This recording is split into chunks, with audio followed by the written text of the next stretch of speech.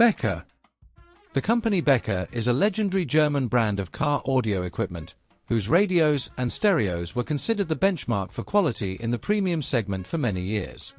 In the mid-20th century, the phrase Becker stereo was synonymous with luxury. Such devices were installed in Mercedes-Benz, Porsche, BMW, Ferrari, and other luxury cars.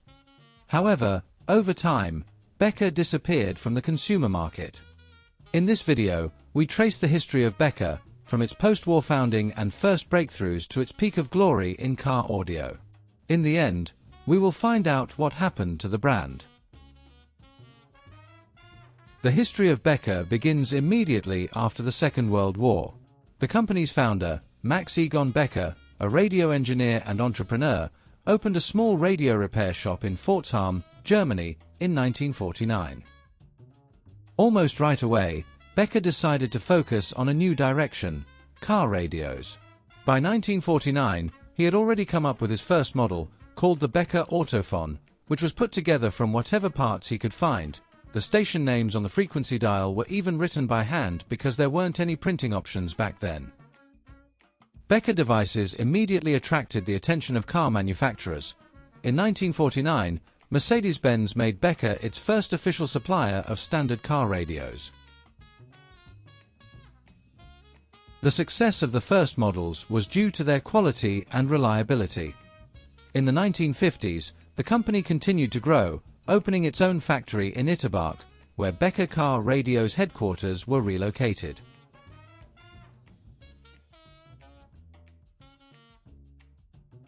Interestingly, the names of Becker models often referred to the world of motorsport. Max Becker himself was a racing enthusiast, so he named his devices, for example, Nürburg, after the Nürburgring track, or Monaco. This tradition continued later. The Becker Mexico, Monte Carlo, Monza, and Silverstone models are all named after famous tracks and rallies.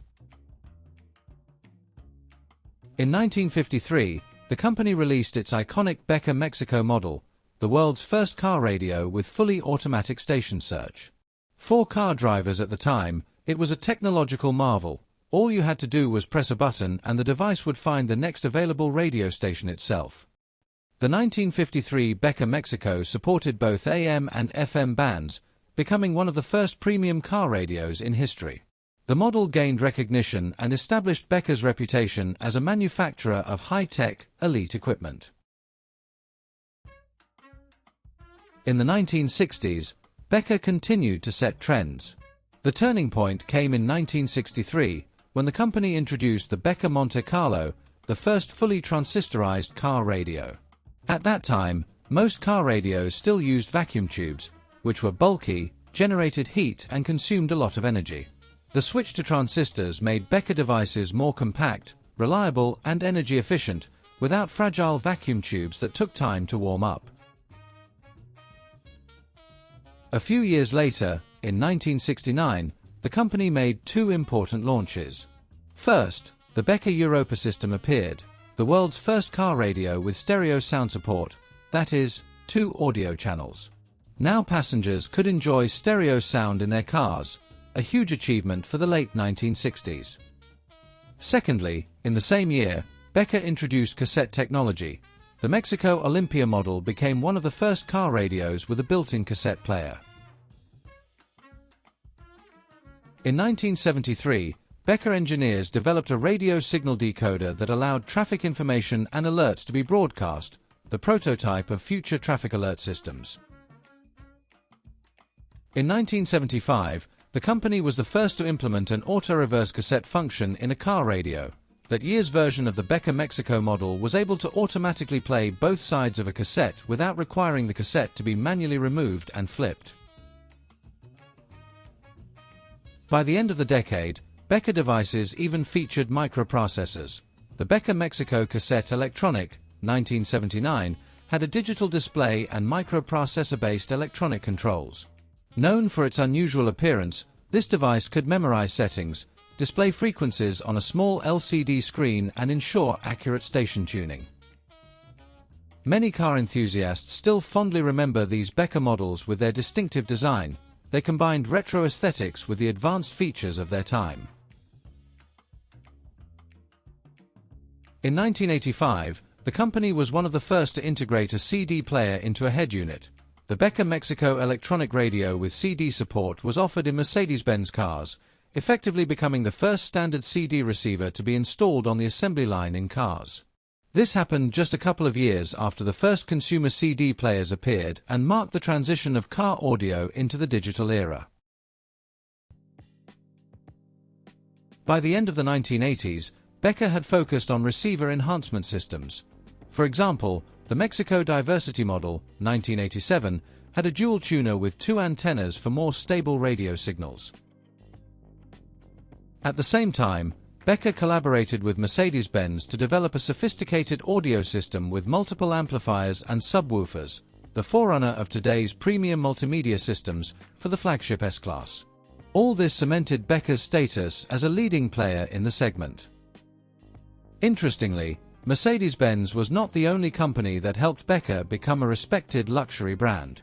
Mercedes, of course, did a lot. For example, even Pope John XXIII, a well-known car enthusiast, drove a Mercedes 300 SL Roadster equipped with a Becker Mexico radio in the early 1960s.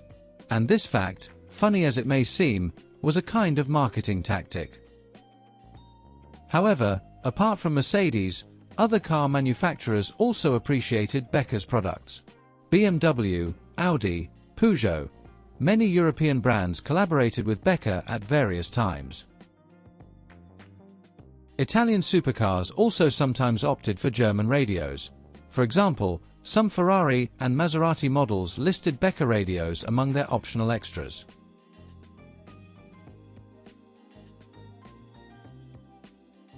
In the 1990s, Porsche began integrating Becker systems into its production cars. For example, in Porsche 911 from those years, you can find a Becker head unit styled to match the design of the instrument panel. In general, Becker's business was going very well for many years, but, as we know, at the end of the 20th century, almost all European brands faced an era of change. Strong competitors appeared on the market.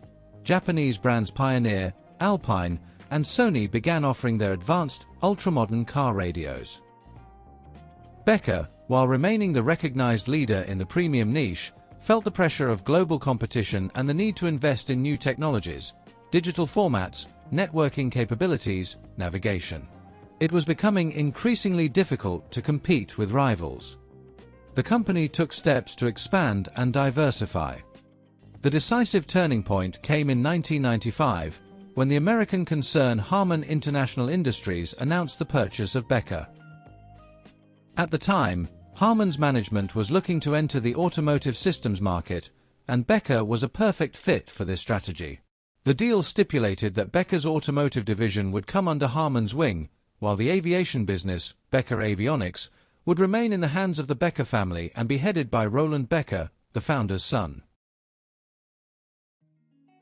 A new chapter began for Becker. On the one hand, the brand lost its independence, but on the other, it gained access to the resources of a global audio giant for the development of complex integrated solutions.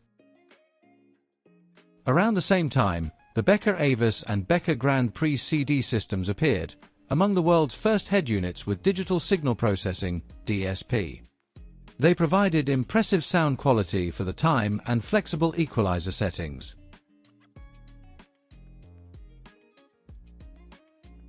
The late 1990s and early 2000s saw the active introduction of navigation systems, onboard computers, and network functions in cars, and Becker's engineers excelled in this area. In 1997, Becker Traffic Star was released, essentially the world's first 1DIN head unit combining a car radio, CD player, and GPS navigator in a single unit. 2 years later, Becker introduced the widely known Traffic Pro navigation system, capable of creating routes across many European countries, taking into account traffic events thanks to the integration of the TMC service. By the early 2000s, Harman Becker was already developing entire multimedia systems. In 2001, it began collaborating with Audi to create the industry's first head units with a color display, navigation, telephone, and control of onboard functions via a single interface. It is worth noting that Becker continued to release independent models for the aftermarket. For example, it produced the Becker Mexico Pro and Becker Indianapolis lines, which combined retro design with modern features, CD, MP3, navigation, mobile phone support. In 2006, the company even made a nostalgic gesture by releasing a limited edition Becker Mexico Retro model, styled after the 1960s but with the latest digital features. At the turn of the 2010s, it became clear that the era of the independent Becker brand in the consumer electronics market was coming to an end. Car manufacturers had finally switched to integrated systems that did not require car owners to install car radios themselves. In January 2010, Harman Becker announced its complete withdrawal from the portable car navigation segment and partially transferred the rights of the Becker brand to United Navigation. Under United Navigation's management, the legendary Becker name continued to be used for a while for the production of GPS navigators. However, the production of classic car stereos under the Becker brand was not resumed. In the latest cars, audio systems were firmly built into infotainment systems, and the historic brand gave way to either car manufacturers' brands or new partners such as Bose, Bowers & Wilkins and Burmester. United Navigation eventually closed in 2017 and completely stopped using the Becker name. But it is important to understand that Harman itself did not abandon the Harman-Becker division. This division switched entirely to integrated systems for car manufacturers under the Harman name without the Becker logo. In 2016, a new event occurred. South Korean technology giant Samsung Electronics announced the purchase of the entire Harman International Corporation. Thus, at present, the rights to the Becker trademark indirectly belong to Samsung through its subsidiary Harman. The Becker brand has not been formally liquidated. It continues to appear in the names of some products and in historical heritage, but it no longer exists as an independent player in the market. Interestingly, the aviation division, which was spun off from Becker in the 1990s, still exists today under the name Becker Avionics. And this division is still run by the Becker family. Becker has come a long way from the tube radios of the 1940s to the digital multimedia systems of the 21st century, leaving a lasting mark on the history of car audio. It was here that automatic station search, transistor and CD players, stereo sound and factory navigation first appeared. Although the brand has disappeared from the market, its technology and spirit live on, in retro cars, in modern systems and in the very idea of premium car audio. Becker will remain a legend of an era when quality, engineering and elegance went hand in hand. Well, that's it for this video about Becker. Thanks for watching to the end. Don't forget to like, subscribe and support the channel. Until the next video.